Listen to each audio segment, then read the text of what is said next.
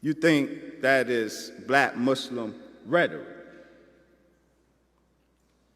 As many of you may know, I have written and spoken extensively on an ancient and widespread religious tradition of the blue-black God.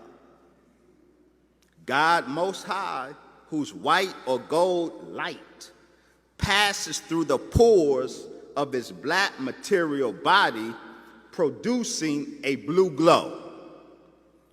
In 2005, I was, by Allah's grace and permission, the first academic writer, at least in English, to extensively and explicitly document the same supreme blue-black God in esoteric or mystical traditions of the Jews, and have that documentation accepted for publication by a major U.S. theological journal.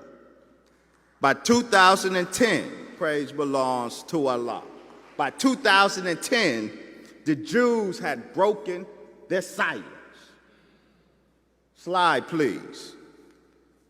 In that year, Jewish Rabbi Robert dos Santos Tejera published a 22-page article on the blue God of Judaism, in which this rabbi of Polish Jewish ancestry and student of the renowned Rebbe Joseph Gelderman, called the modern master of Kabbalah or secret Judaism, after reviewing the same selection of arcane Jewish literature that I reviewed 5 years later, or 5 years earlier, Rabbi Tahira was led to the same conclusion that your brother first introduced to the English-speaking academic discourse. He said in 2010, quote, examination of biblical, Talmudic, Madrashic, and mystical, these are the various literatures of Jewish intellectuality. Examination of these sources reveals that the Lord's body is blue. The Hebrew terms tarshish, sapphire, and tekhelet that convey the blueness of Yahweh's masculine form come from Sanskrit. The anthropomorphic masculine form or human form of Yahweh, i.e., the body of the Lord, is translucent blue, the rabbi says, indeed fiery blue, as evidenced by biblical, Talmudic, Midrashic, and mystical texts. The most pleasant surprise for me came in the endnotes, where the rabbi acknowledged the inspiration for his study of this blue God of his people. He said in footnote, slide please, in footnote 13, quote, see also Wesley Williams. Hold on. He mean Wesley Muhammad. Right. But I wrote this when I was matriculating through the University of Michigan, and so they had me registered under my slave name, and I published under my slave name. But he says, see also, which means what I'm presenting. See also this earlier work. He says, see also Wesley Muhammad, Shadow of God, Speculations on the Divine in Jewish Esoteric Tradition, the title of my 63-page work.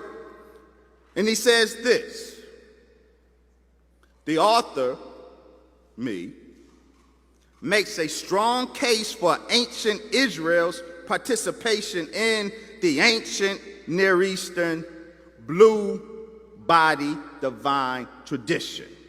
He, meaning me, asserts that, quote, the luminous divine presence shining through the dark black body of Adam produced a blue iridescence or rainbow symbolized by the colors of the high priestly garments. He's quoting me, page 47.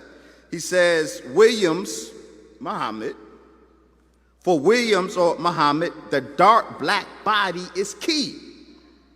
He, meaning me, appears to be using his scholarship to support the teachings of Elijah Muhammad, leader of the Nation of Islam, who taught that at creation, the one supreme God took the form of a black man. Rabbi Tahira, you are damn right.